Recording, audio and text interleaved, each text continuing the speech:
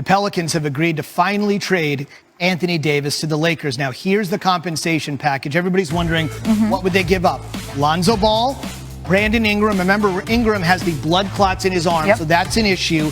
Josh Hart, and 3 first-round picks, including the number 4 overall pick in the 2019 draft, which will air this Thursday on ESPN. When free agency opens on Sunday night, the Celtics have emerged as a strong frontrunner to sign Kemba Walker from the Charlotte Hornets. According to Adrian Wojnarowski, Miami is finalizing a sign and trade with Philadelphia to acquire Jimmy Butler. Jimmy Butler, there we go. That domino has fallen. Adrian Wojnarowski reporting that Kevin Durant is in fact headed to Brooklyn to join Kyrie Irving and DeAndre Jordan. Warriors finalizing a deal with the Nets to acquire D'Angelo Russell, and in a corresponding move to free up cap space, Golden State sends Andre Iguodala and a future first-round draft pick to the Grizzlies. Kawhi Leonard has made his decision just minutes ago. Our Adrian Wojnarowski reporting that Kawhi Leonard is going to join the Clippers. Not only that, the Clippers have also made a deal to acquire Paul George from the Oklahoma City Thunder, Shai Gilgeous-Alexander, Danilo Gallinari heading to Oklahoma City, along with a boatload of draft picks. I'm Scott Van Pelt here at ESPN. This astounding and unprecedented story continues to evolve.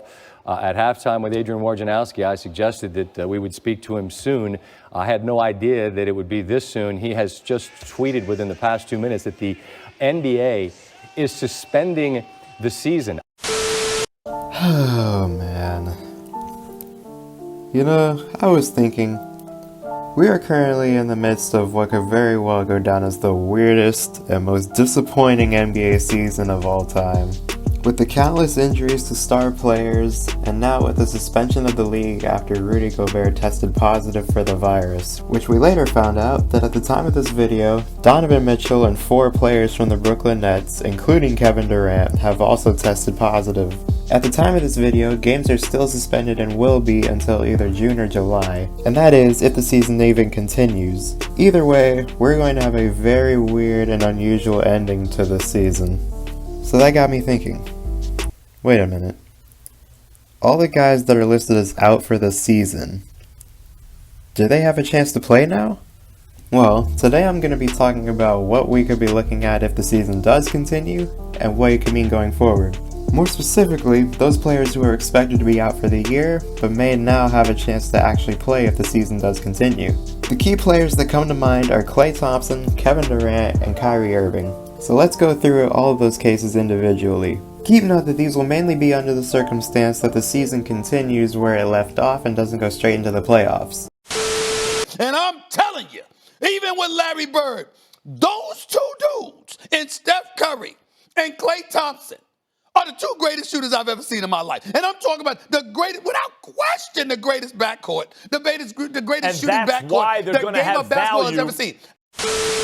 Klay Thompson suffered a torn left ACL in Game 6 of the 2019 Finals against the Raptors and has been sidelined since then. There were talks of him possibly coming back at the All-Star break, but once Steph Curry broke his hand just 4 games into the season, that idea pretty much went out the window. He's been practicing for a bit, but nothing at game speed. However, this is promising if we were talking about a June return. But why would the Warriors bother?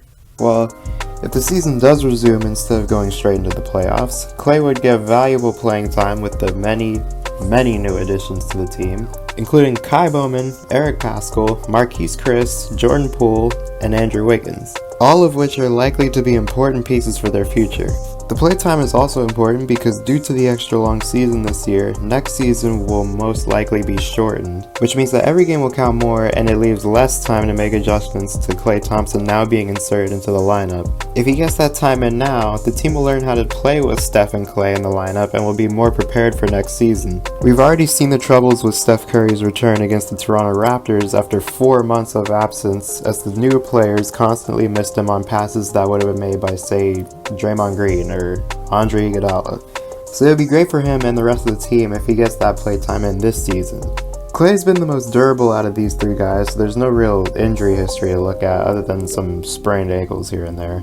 Also, his playstyle of being mainly a jump shooter most likely won't be hindered by an ACL injury, but his defense might be because an ACL tear can impact your side-to-side movement. So it'll be interesting to see if he can still be at that All-NBA defensive level on that side of the ball. Other than that, the Warriors' future is looking pretty great with all the trades that they've made and the draft picks they've acquired with those trades. This year, they have their own first-round pick. It's protected top 20. They have the Dallas Mavericks second-round pick and the Utah Jazz second-round pick. 2021, they have their own first-round pick. They have the Minnesota Timberwolves first-round pick, which is only top 3 protected.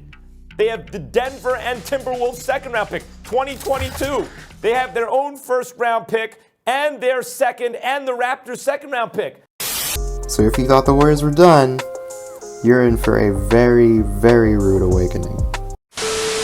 And when you look at the Eastern Conference and the East, with him and a healthy Kyrie Irving, the Brooklyn Nets next year are going to be title contenders. I didn't say playoff contenders. I said title contenders. I'm talking about we're going to have a discussion. They're going to be in the damn Eastern Conference Finals.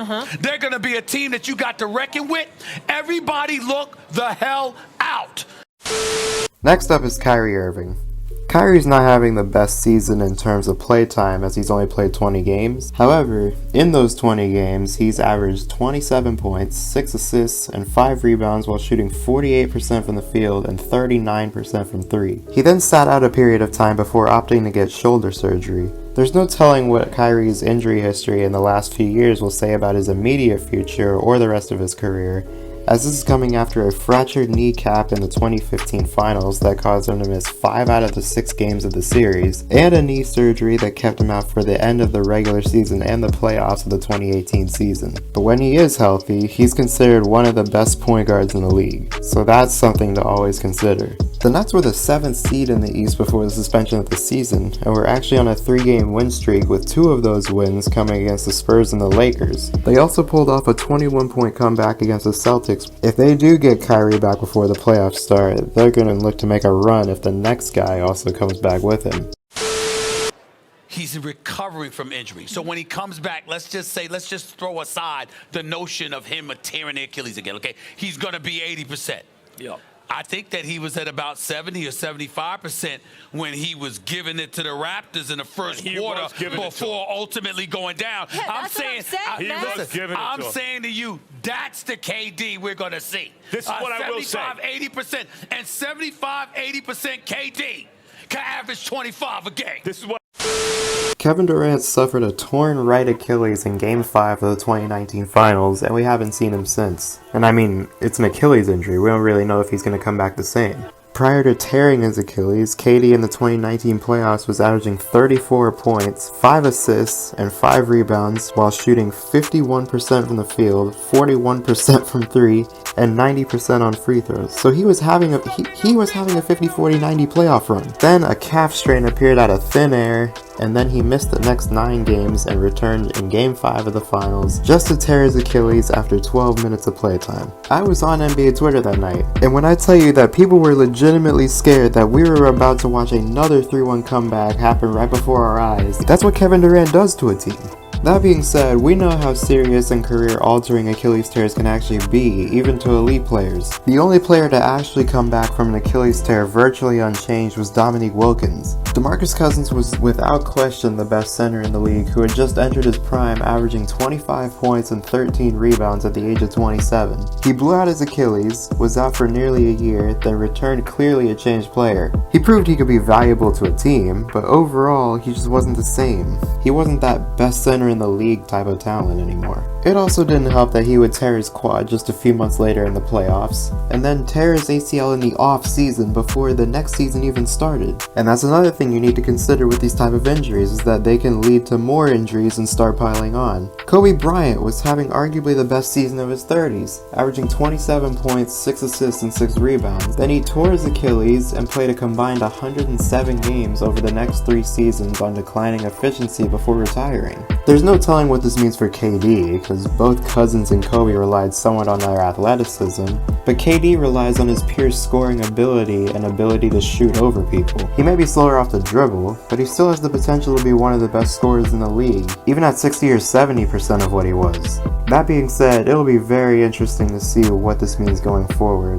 One of the bigger questions that you might have is, how will he choose to play once they're both actually back together? Would he play more passive and defer to Kyrie a bit more than he usually would if he were 100%? Or would he just say, I'm Kevin Durant. You know who I am. Y'all know who I am. I guess we'll just have to wait and see for that one. And there you have it. I hope you guys enjoyed this video. Be sure to leave a like. I'm new to NBA videos here on YouTube, so be sure to comment down below on what you'd like to see next, or perhaps maybe some suggestions to keep in mind. But that's it for me, and I'll see you guys in the next one.